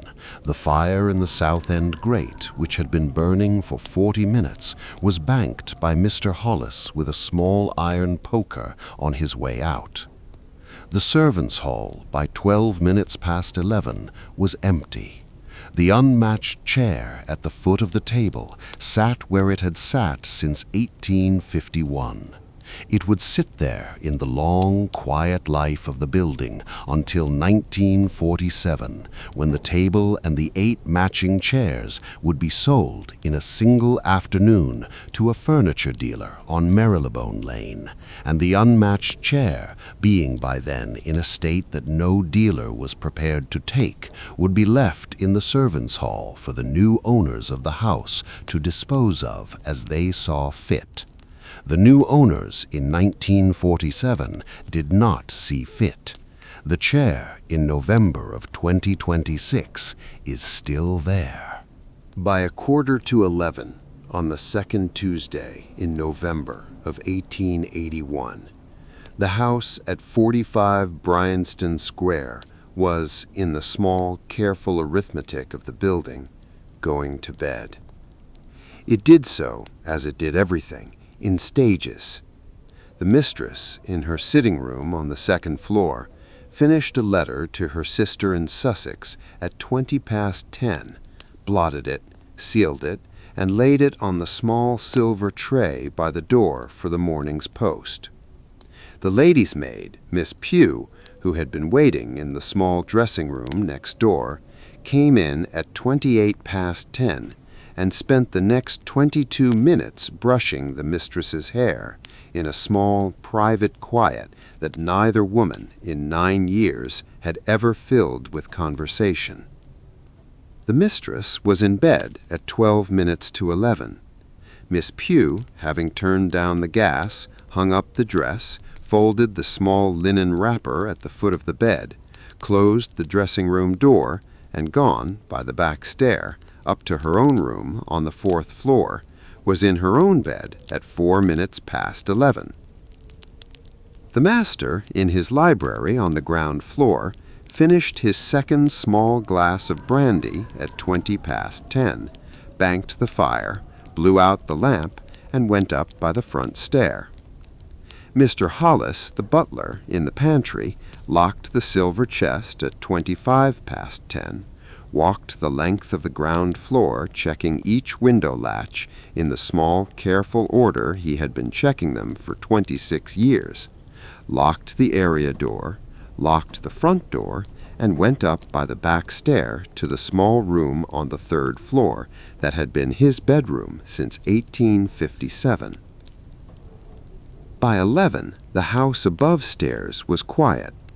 By 20 past 11, the senior staff above the basement was quiet. By 25 to 12, the kitchen, where Annie had finished the last of the day's washing up, banked the firebox of the range, hung up her apron on the peg by the dresser, and gone, in the slow, even way of a girl who had been on her feet for 16 hours, up the back stair to bed, was quiet. The basement, by 20 to 12, had one person in it. Sarah, on the second Tuesday in November of 1881, was the last awake. She was, by long household custom, always the last awake. The scullery maid's last duty of the day in any well-run Marylebone household was to bank the copper boiler in the corner of the scullery, to rake the fire forward, smother it with a small, careful layer of damp ash, latch the iron door, fill the morning's first kettle for the kitchen range, and last of all, lay the small, clean apron on the dresser for the morning. The duty took, on average, 28 minutes. It could not, by long agreement, be begun until the kitchen maid had finished, on the grounds that the copper boiler was, in the small, careful sequence of the basement, the last fire to be put out. Sarah, that night, finished at 12 minutes past 12. She blew out the candle in the scullery. She crossed the kitchen passage in the dark, carrying a fresh candle in a small enamel saucer in her left hand, and the 11th step creaking of the back stair in her boots in the small, steady way that a back stair creaks when there is on it no other sound to compete with. She climbed 43 steps. She passed the small landing of the first floor. She passed the small landing of the second floor. She passed the small service door behind which the family slept. She passed the small bedroom door of Mr. Hollis, the butler. She climbed the last narrow flight to the attic. She opened the small, thin door at the top of the stair. She was, at 12 minutes past midnight, home. The attic of 45 Bryanston Square was a low room, 8 feet by 10, under the slates of the roof, on the north side of the building, with a single dormer window onto the small private grey of London at midnight. It contained a narrow iron bedstead, a small deal washstand with a tin basin, a small wooden chest with a hinged lid for clothes, a single hook on the back of the door for an apron, and a small candle shelf on the wall above the bed, on which Sarah set down the saucer. The candle, in the small gray draught from the dormer, leaned briefly. Then it stood. Sarah took off her boots. She set them very carefully, side by side, under the bed. She took off the apron, which was by midnight on a Tuesday in November of 1881 the color of the cellar, and hung it on the hook on the back of the door. She took off the work dress, which she folded, in the small, careful way of a girl who had only one other, into the wooden chest. She lifted the small linen nightdress from the second peg above the chest, slipped it on, and sat, for the first time in 19 hours and 45 minutes, on a soft surface. The mattress was straw, in a coarse linen tick, on a webbing of jute strung across the iron frame of the bedstead. It was, by London standards, a basic mattress. By Sheringwood standards, it was the best one Sarah had ever slept on. The blanket, folded at the foot, was bray wool, woven in Yorkshire, bought by the household in 1879. The pillow was a single small linen bag stuffed with feathers from the kitchen geese of 3 different Christmases. She did not at first lie down. She lifted the pillow. Beneath it, flat, folded, sealed with a single small dot of red wax that had in 3 months gone from the color of pomegranate to the color of dried blood, was the letter. She lifted it. She held it for perhaps 8 seconds in both hands. She turned it over once. She turned it back. The wax in the small, unsteady candlelight caught a single dim red point. She broke the seal. The letter was a single sheet of cream paper, folded in 3. The paper was the same paper her mother had used to write the rector their letter of application in 1879, bought by Margaret Marsh at the small chandler in Sheringwood, 4 sheets for a penny. The handwriting, in soft brown ink, was Margaret Marsh's careful third-form hand, and was, Sarah noticed in a small, quiet way before she had read the first line, the handwriting of a woman who had paused between every sentence and the next to think. The letter said, "My dear Sarah, I write this on the eve of your going. By the time you read it, you will have been some weeks gone. I do not know which weeks they will be, or what the days have brought you. I write only what your father and I would, if you were in this kitchen tonight, want you to know. The first is that you are not in disgrace. You have not been sent away. You have been sent ahead. There is a difference. The barley will, in time, come right, or it will not, and either way, the others will need a place in the world to follow you to. You are the first. That is the work of the eldest. It is not, on every day, kind work, but it is honorable work, and your father and I are not ashamed of asking it of you. The second is that you are not alone. Mrs. Whittaker has, on the rector's word, found a household of good name. Mrs. Henson, by every account, is firm but not cruel. The others below stairs will be strangers, but strangers, given time, become company. You will not, in any week, be the first Norfolk girl to have stood in such a kitchen. Many have stood there before you, and many will stand there after. The third is the part I find hardest to write. We hope they are kind to you.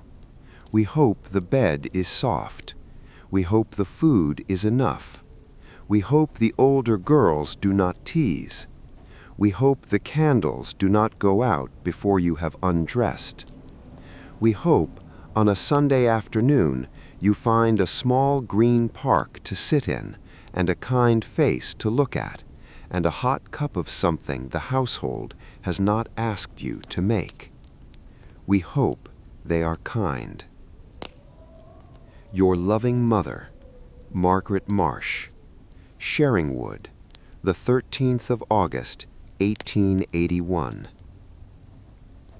Sarah, on the iron bedstead, in the small gray London midnight, in the small unsteady candlelight, in the small linen nightdress that had been her grandmother's in 1873, read the letter through once.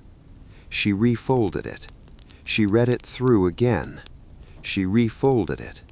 She held it on her lap for perhaps 4 full minutes in the small, quiet way of a girl who had spent 3 months not opening it because she had known, in some careful private place she did not have words for, that she had not, until that night, been ready. She did not cry. She had, by week 3, stopped crying. But she did very briefly sit on the edge of the iron bedstead with the letter in her lap and let the small red glow of the candle on the small, careful brown ink of her mother's hand be, for 1 full minute, the only warm thing in the attic. Then she folded the letter into thirds. She slid it back under the pillow. She blew out the candle. She lay down. The attic, by the small gray light from the dormer, settled, as attics of London townhouses had been settling since 1844, into the small, careful sound of one girl breathing in a room above the slates of a house in Marylebone. From today's view, leaving a 13-year-old girl in a strange attic in London with one folded letter from her mother under her pillow looks like the slow, patient cruelty of a system that had, in 1881, made a job of separating children from the kitchens they had been raised in, from their kitchens. From the view of Margaret Marsh, who wrote the letter, from the view of William Marsh, who drove the cart to Holt, from the view of Mrs. Henson, who hired her, from Sarah, who came, it was, in the small, honest arithmetic of Norfolk in November of 1881, the way the barley collapse, and the small holding, and the 4 children at home, had together left the family with the best small chance any of them in that year was going to get. And that, on a Tuesday night in November of 1881, was what was so chilling.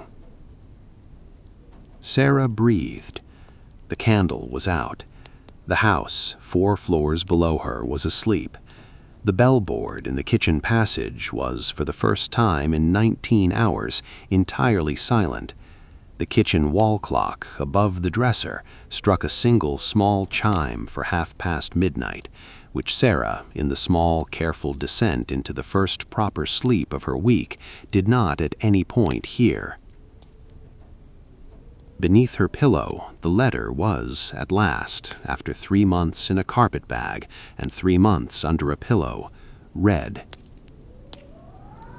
The 3rd step in the back stair, somewhere on the 2nd floor landing, 4 floors below, did not, in any small visible muscle of the building, creak. The house, very politely, let her sleep. The bell at 5 o'clock the next morning was Sarah's own. It was a small tin alarm clock on the candle shelf above the bed, manufactured in Connecticut, sold at the Chandler's on Edgware Road for 1 shilling and 9 pence, wound every night before she slept. It rang for 6 seconds. It stopped. The attic, in the small gray London dark, returned very briefly to the silence it had been in before the bell. Sarah opened her eyes. She lay for perhaps 4 seconds, looking at the slope of the slates above her. Then she sat up. She put her bare feet on the small cold square of bare boards beside the bed. She lit the candle. She dressed. By 5:15, in the small, steady, professional way of a girl who had, by week 3, stopped expecting any other kind of morning, she was on the back stair, going down. The 11th step on the way down creaked. The next 4 days passed in the same small, careful arithmetic that Tuesday had passed in. The range at 4, the scullery at 6, the bellboard at 7, the lunch at 11, the mutton by the time it reached the unmatched chair already chosen over by 8, the blacklead by Friday morning on the second knuckle of her right hand, the cracks in the small thin web between her thumb and her first finger beginning on the 4th day of the beeswax very slowly to close. On Saturday, Mrs. Henson paid the wages. On Sunday, at 1 o'clock, by the small, careful agreement of the Pemberton household, the small, careful agreement of every Marylebone household, Sarah was, for 8 hours, free. She left by the area door. She wore her Sunday dress, dark gray wool, a small white collar, a small bone button at the throat, the dress her mother had finished sewing on the evening of the 2nd of August. She wore her boots, which she had cleaned on Saturday night with a small brush borrowed from James's pantry, on the small, careful understanding that James, who was on his own half-day on Sunday, would not, in any practical sense, miss the brush before he came back. She wore her gray wool coat, which had been her elder cousin's in 1879. She carried, in the small inside pocket of the coat, 4 shillings of the 16 the household had paid her on Saturday morning, and the small folded slip of paper on which she had, on Saturday evening, in her careful third-form hand, written down the route. The route was the area door, north along Bryanston Street, west along Oxford Street, south through the small marble arch at the bottom of Edgware Road, and into the broad green of Hyde Park. The walk took, in the small, clean cold of a Sunday in November of 1881, 28 minutes. While she walked, the rest of the basement was, by the small, careful arithmetic of the Sunday rota, elsewhere. Annie, at 1:20, was at her aunt's in Camden, in a small front parlor with a small coal fire, eating a slice of seed cake on the second Sunday of 3 she would, in the working year, get with her aunt. James, at 1:20, was on a small green bench in the small public garden of St. John's Wood, beside a girl in a brown coat called Eliza, in the 3rd Sunday of a courtship that would, in 1884, end at a small registry office in Marylebone. Mrs. Doyle, at 1:20, was asleep in her room on the 3rd floor of 45 Bryanston Square, the only Sunday in the working month she did not take her half-day at all, on the small private grounds that the only thing she wanted in any week was 4 uninterrupted hours horizontal. Mrs. Henson, at 1:20, was in the kitchen housekeeper's sitting room with a small green-bound book of Mrs. Gaskell's, a cup of tea, and the kitchen wall clock, which she had, for the only hour of the working week in which she did so, allowed herself to forget about. Mrs. Pemberton, at 1:20 was at All Souls, Langham Place, for the afternoon service. Sarah, at 1:20 walked through the small black iron gate at the south end of Hyde Park and turned, on the rector's small careful instruction in his last letter, east toward the Serpentine. Hyde Park, the Serpentine, the bench. The grass was wet. The trees were the small, bare November trees of a London park in the second week of the month.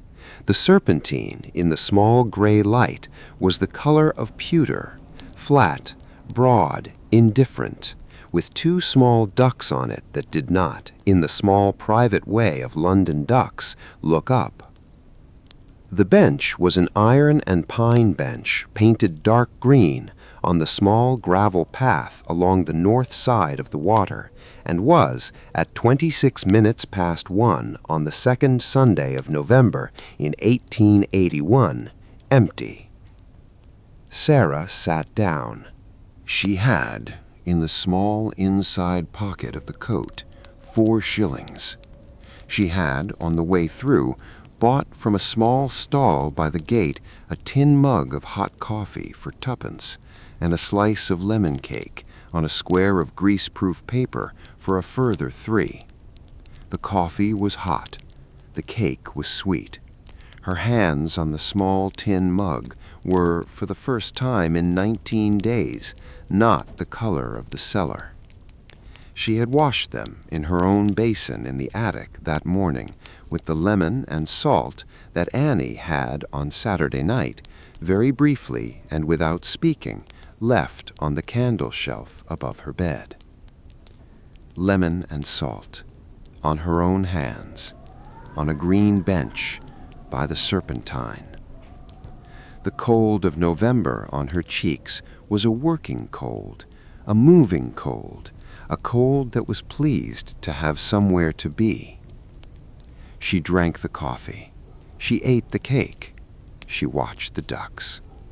She was, at this hour, finally allowed to be there.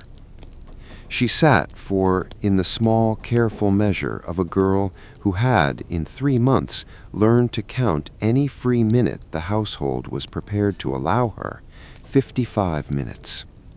The cold very gently asked permission to be inside her coat, and she very gently allowed it. The ducks on the Serpentine did not look up. The small gray daylight of a Sunday in November of 1881 on the bench by the water was the daylight of a girl who had in 3 months become, for 1 full hour a week, a person the building was no longer in charge of.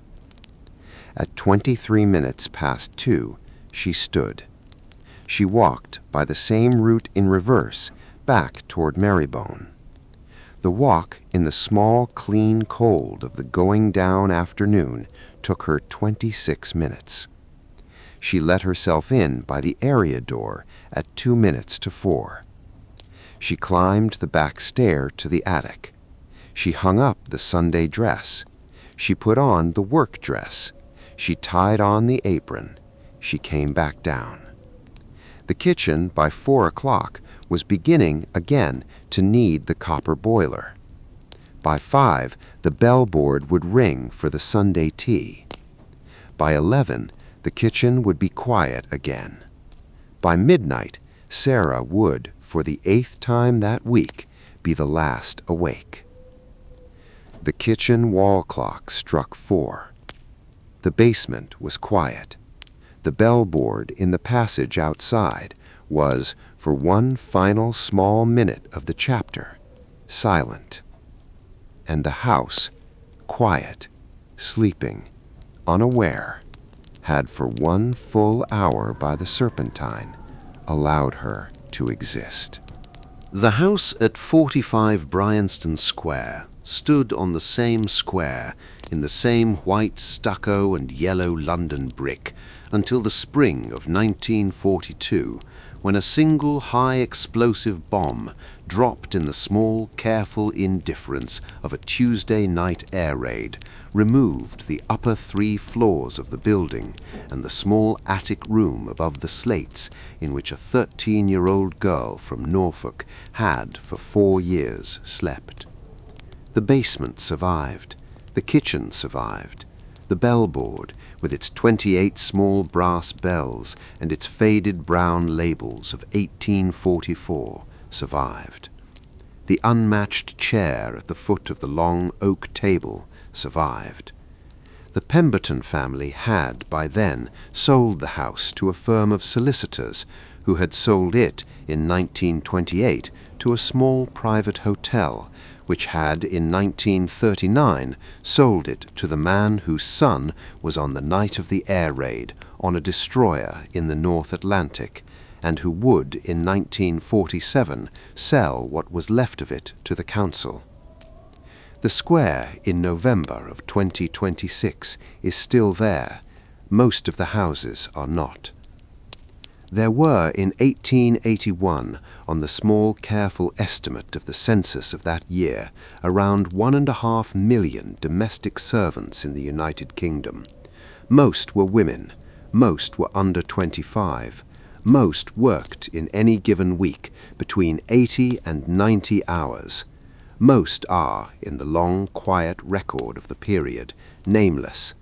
Most of what is known about them is known not from what they wrote about themselves, they did not on most days have the time, but from the small careful traces they left in other people's account books, in housekeeping ledgers, in laundry lists, in the small folded letters their mothers, in country cottages on the edges of England, sat down to write to them on the eve of their leaving home. And if you've made it this far, the small, soft yellow lamp you're imagining somewhere in the room around you is, in fact, very welcome to stay on as long as you'd like.